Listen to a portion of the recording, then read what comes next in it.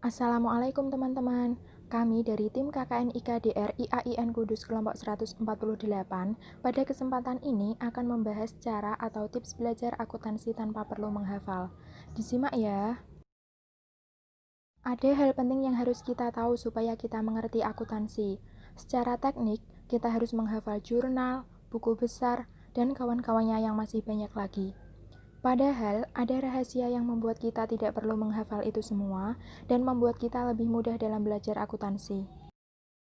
Salah satu yang paling penting dalam akuntansi itu adalah accounting equation atau dalam bahasa Indonesianya biasa disebut persamaan akuntansi. Persamaan akuntansi itu bukannya yang harta sama dengan utang plus modal ya. Eits, lupain dulu. Permasalahannya tidak sesimpel itu. Ini adalah dasar dari ilmu akuntansi. Intinya, akuntansi adalah pertanggungjawaban. Dalam memahami akuntansi, kita harus mengetahui dua hal nih. Yang pertama, perusahaan punya apa saja. Yang kedua, perusahaan memperoleh hartanya dari mana tuh. Kita akan memberikan contoh yang simpel. Perusahaan mempunyai uang kas 150 juta. Dari mana uangnya? Oh, ternyata dari pemilik perusahaan 150 juta. Berikutnya, perusahaan mempunyai mobil harganya 570 juta. Tapi karena mahal, uangnya sebagian dari pemilik perusahaan 170 juta dan sisanya perusahaan utang ke leasing 400 juta. Berikutnya, perusahaan mempunyai komputer harganya 13 juta. Dari mana? Oh, ternyata perusahaan utang ke toko bejo 13 juta. Kalau kita jumlahkan, sisi kiri dan sisi kanan totalnya masing-masing 733 juta. Sama kan? Dalam akuntansi ini disebut balance, jadi semua dapat dipertanggungjawabkan. Yang sisi kiri kita sebut sebagai harta karena itu milik perusahaan. Yang utang ke orang lain, ke pihak ketiga, kita sebut sebagai hutang. Yang dari pemilik perusahaan kita sebut sebagai modal. Dari sinilah kemudian diperoleh persamaan harta sama dengan utang plus modal.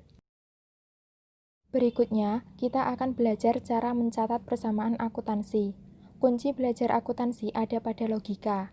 Jadi, supaya tidak perlu menghafal, kita akan belajar logikanya. Pertama, kita buat seperti tadi, harta, hutang, dan modal. Kemudian di bawahnya ada akun-akun yang lebih detail.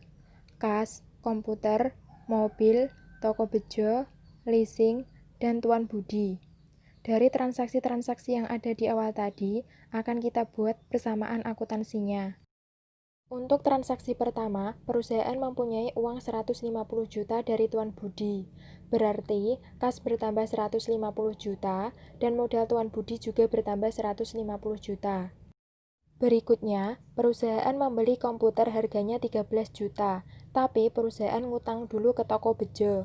Berarti, komputer bertambah 13 juta, dan utang ke toko bejo juga bertambah 13 juta. Berikutnya, perusahaan membeli mobil harganya 570 juta, tapi karena mahal, perusahaan baru bayar 170 juta, dan sisanya perusahaan ngutang dulu ke leasing 400 juta.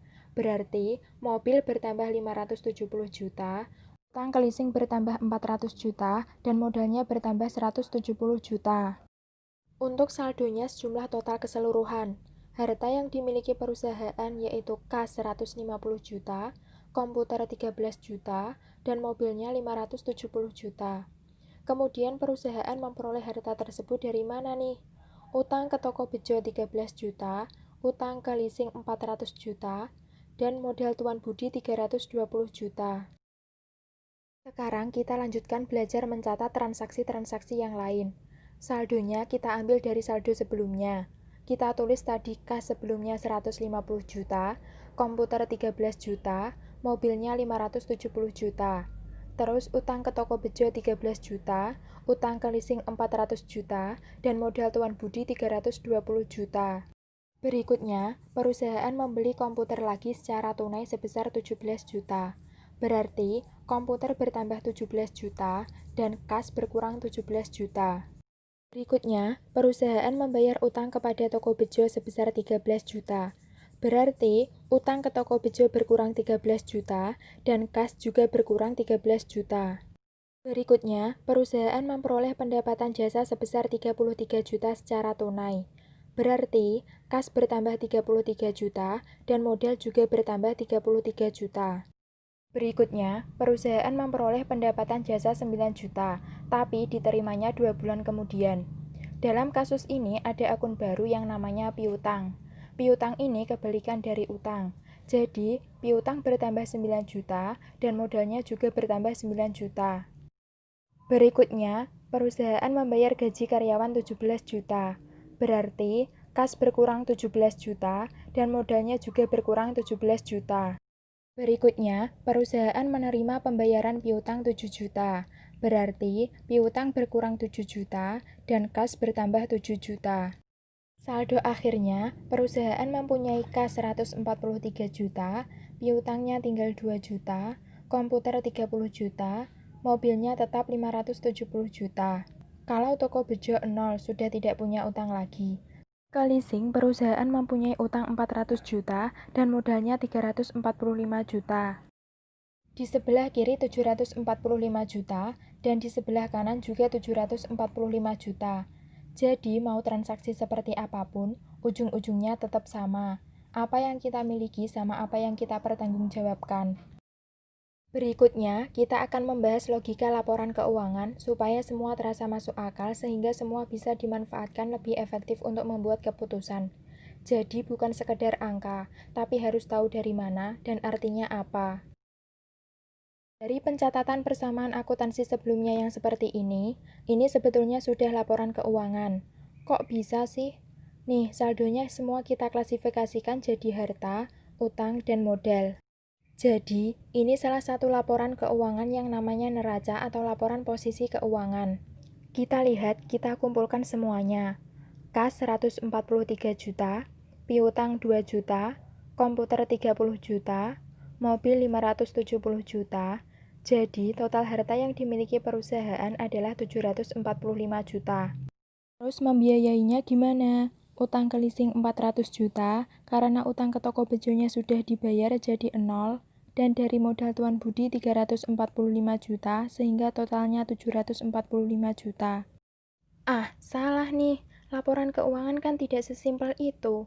Kan ada 5 laporan keuangan.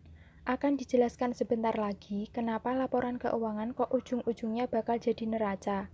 Kita akan melewati step by step-nya.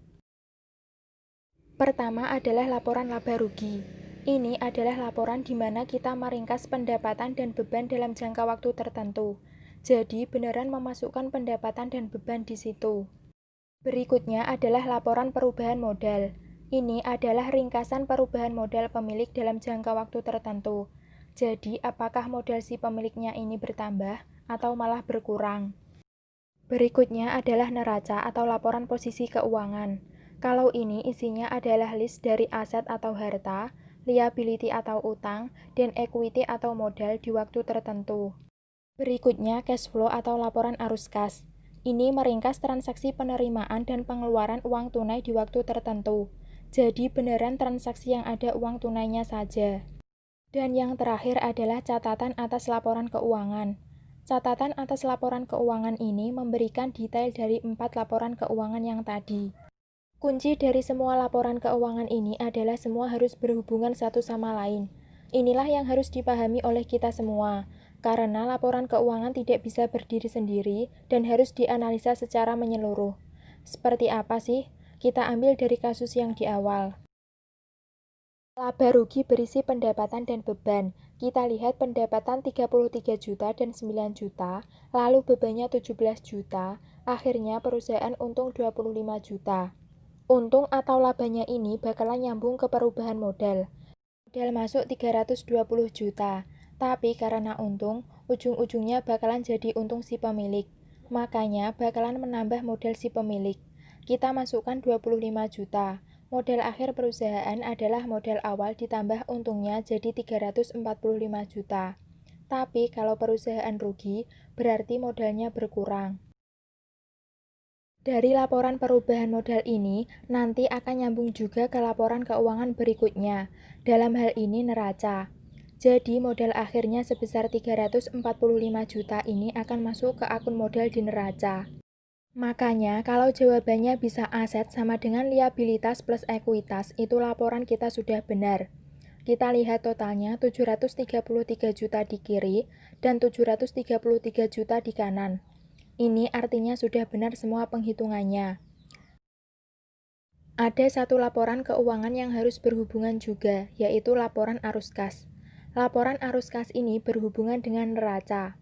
Laporan arus kas itu terbagi 3. Ada operasional, artinya uang yang terlibat dalam operasional sehari-hari. Kalau investasi, artinya uang untuk berinvestasi, biasanya ke peralatan jangka panjang. Kalau pembiayaan itu biasanya berhubungan dengan modal atau pinjaman jangka panjang. Setelah kita hitung plus minus di arus kasnya, ternyata lebih banyak uang kas masuk sebesar 143 juta.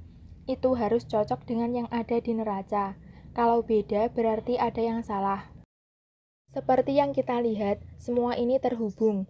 Jadi kalau diringkas, laporan keuangan itu diawali dengan laba rugi, pendapatan dikurangi beban-beban akan mendapatkan laba, si laba itu akan masuk ke perubahan modal, laba akan menambah modal, tapi kalau rugi akan mengurangi modal. Dari perubahan modal tersebut akan masuk ke neraca. Di neraca, si saldo akhir modal di perubahan modal itu masuk ke akun modal di neraca.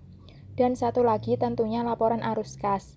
Si 3 jenis arus kas, apakah ada arus kas masuk, arus kas keluar, itu kalau misalnya dijumlahkan sama dengan kas di neraca. Tapi keempat-empatnya itu dijelaskan secara detail di catatan atas laporan keuangan. Sekian dulu, semoga bermanfaat.